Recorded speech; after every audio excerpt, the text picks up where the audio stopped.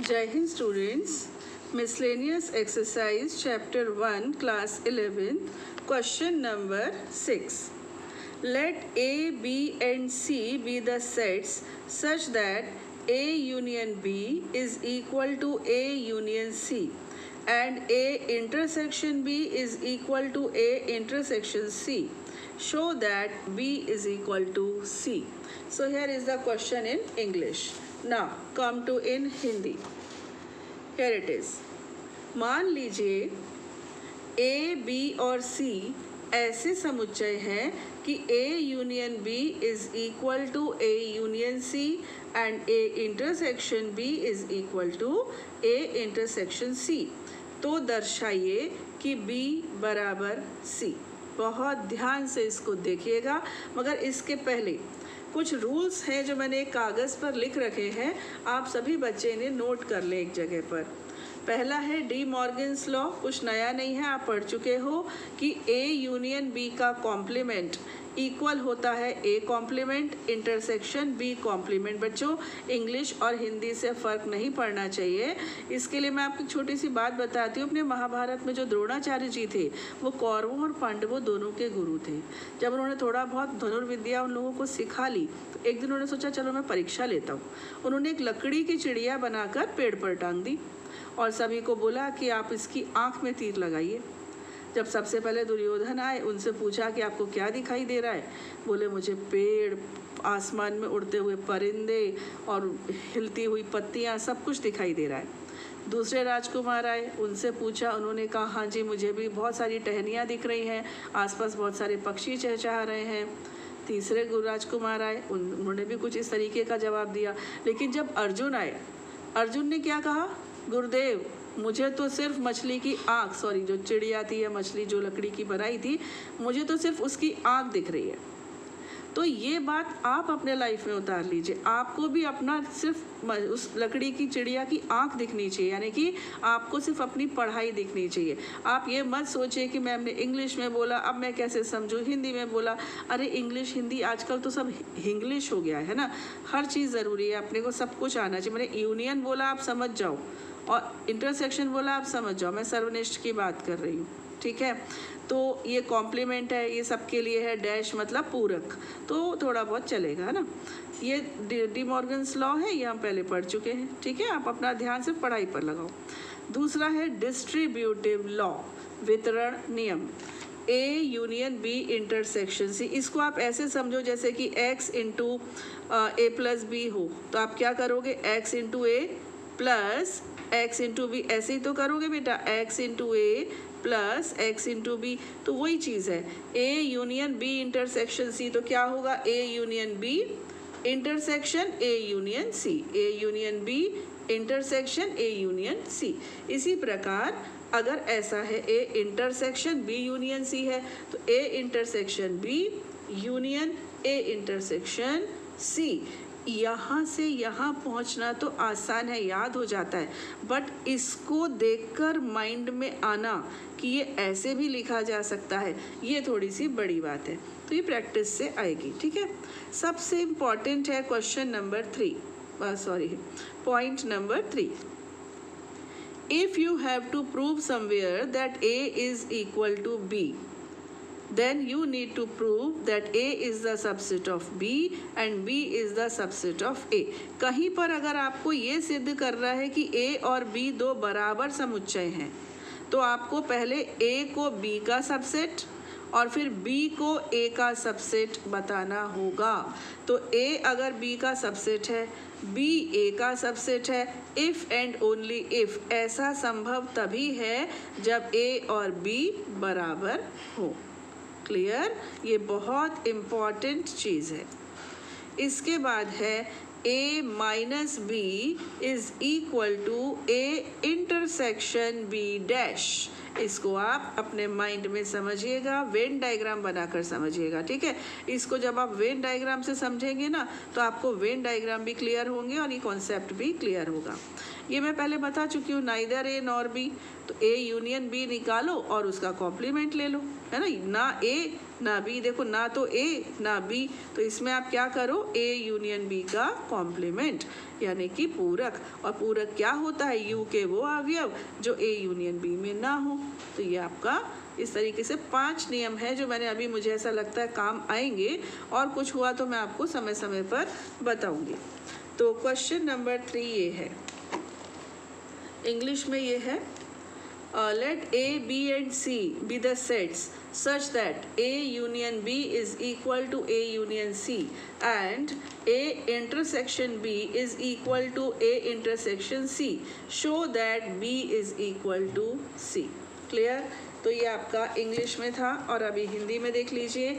मान लीजिए ए, बी और सी ऐसे समुच्चय हैं कि ए यूनियन बी बराबर है ए यूनियन सी के, तथा ए इंटरसेक्शन बी बराबर है ए इंटरसेक्शन सी के। तो दर्शाइए कि बी इज इक्वल टू सी। देखिए, हमको कोई स्टार्टिंग पॉइंट चाहिए, है ना। हमको क्या प्रूव करना है, हमको प्रूव करना है कि B and C are equal.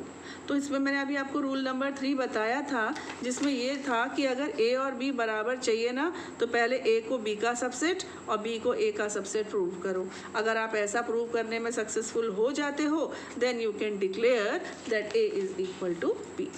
तो मैं ये स्टार्ट करती हूँ। तो मुझे क्या बताना है, b इज इक्वल टू सी। तो मेरा स्टार्टिंग पॉइंट है कि मेरे को b को c का सबसेट घोषित करना है।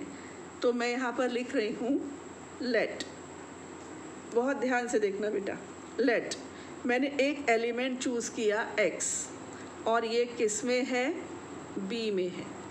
अब मैं धीरे धीरे जब ये प्रूव कर दूंगी कि ये x c में भी है, यानी कि उससे फॉर ऑल का साइन पता है, ये होता है फॉर ऑल। तो मैं एक एलिमेंट के लिए ट्राई कर रही हूँ और मैं उसको जनरलाइज कर दूंगी। तो अगर x b में है और आगे बढ़ते बढ़ते मुझे ये पता चल जाए कि x c में भी है, तो इसका मतलब b is the subset of c, because every element of b belongs to c। x का हर अवयव c में है ऐसा माना जाएगा। प्रूव हम एक के लिए करेंगे, ठीक है। तो if x belongs to b, अब देखिए जो मुझे चाहिए ना वो मैं थोड़ा सा खिसका लेती हूँ। अगर x b में है तो बच्चों वो x a यूनियन b में भी तो होगा। यूनियन का मतलब क्या होता है, वो एलिमेंट जो या तो a में है या तो b में है या दोनों में है ना। तो दोनों वाले एक बार आते हैं। तो x अगर b में है तो x belongs to a union b भी ज़रूर होगा। ये ऑब्वियस है, ये इम्प्लाइज बाई है। इम्प्लाइज का हिंदी में कहते हैं तात्पर्य है। तो इसका तात्पर्य है कि अगर ये बी में है तो ए यूनियन बी में भी होगा। अब क्या दिया हुआ है, देखो बेटा, आपको दिया है कि A union B is equal to A union C. तो आप ए यूनियन बी के प्लेस पर ए यूनियन सी लिख सकते हो, क्योंकि दे बोथ आर इक्वल, ये दोनों बराबर है। तो अगर ए यूनियन बी में है, ऑब्वियसली वो ए यूनियन सी में भी होगा। अब ए यूनियन सी में है तो दो बातें होंगी। तो इसका मतलब या तो x a में है या तो x c में है। समझ रहे हैं मेरी बात को, या तो x a में है या तो x c में है, तभी वो a यूनियन c में है। अगर वो a में है तो क्या होगा, अगर वो c में है तो क्या होगा। अब अगर वो c में है तो मेरी बात तो प्रूव हो गई। It implies b is the subset of c, ठीक है। अगर x c में है तो मेरी एक बात प्रूव हो गई ना कि b का हर एलिमेंट c में पहुंच रहा है, यानी b is the subset of c।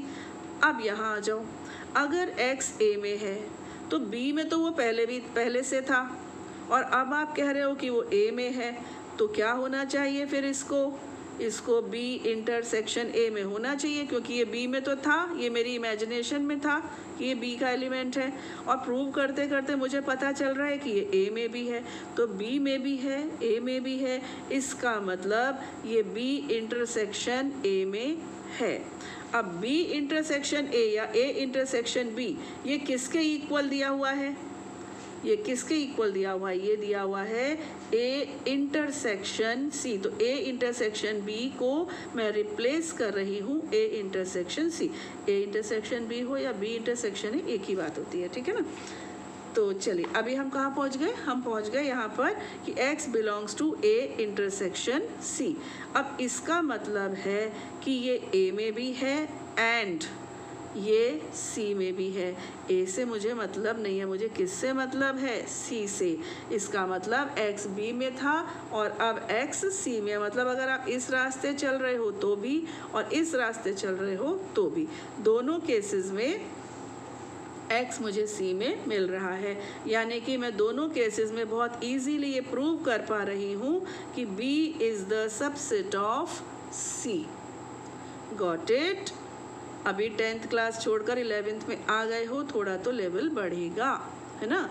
तो चलिए अभी मैं सेकंड यहाँ पर कर लूँ बेटा, ठीक है। यहाँ पर मैं कर रही हूँ, इसलिए होता है कि पैरेलल होने से आपकी नज़र भी जाती है और भाई साहब लकड़ी काटनी पड़ती है पेड़ कागज़ बनाने के लिए, है ना। चलिए अभी मैं क्या करने, मेरे कहाँ तक पहुँच गई हूँ, मैं पहुँच गई हूँ कि B is the subset of C। अब मेरा टारगेट क्या है कि C is the subset of B, तब मैं डिक्लेयर कर पाऊंगी कि B और C इक्वल है। तो अब यहाँ पर मैं इमेजिन कर रही हूँ कि यहाँ पर अभी एक सेकेंड यहाँ देखिए, ठीक है। X belongs to C, starting अब मेरी यहाँ से होगी X बिलोंग्स टू C।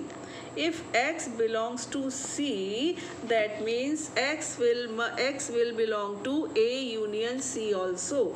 तो A यूनियन C में भी इसको होना चाहिए, क्योंकि ये C में है तो A यूनियन C का ये एलिमेंट ज़रूर होगा, ठीक है। और ये जो A यूनियन C है, ये आप देखो बुक में A यूनियन C किसके इक्वल है, A यूनियन B के। तो मैं इसको रिप्लेस कर रही हूँ A यूनियन B। यहाँ पर आप लिख देंगे since A union C is equal to A union B, यहाँ पर भी लिख देंगे। तो ये रीज़न मेंशन हो गया। खुद भी भूल जाते हैं बेटा, जब बहुत दिनों बाद क्वेश्चन को उठाते हैं ना, खुद भी भूल जाते हैं। तो यहाँ पर हमें क्लियर करते रहना चाहिए कि हमने क्या चीज़ यूज़ करी है। तो A यूनियन B आ गया। अब यूनियन B का मतलब क्या होता है कि ये या तो A में है और या फिर B में है। क्लियर। अब अगर ये B में है बेटा तो C में तो ये पहले ही था, B में भी आ गया, C में तो ये पहले ही था, B में भी आ गया।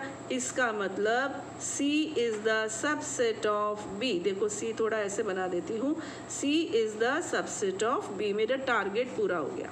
हाँ, ये और वाला केस था। इधर आते हैं।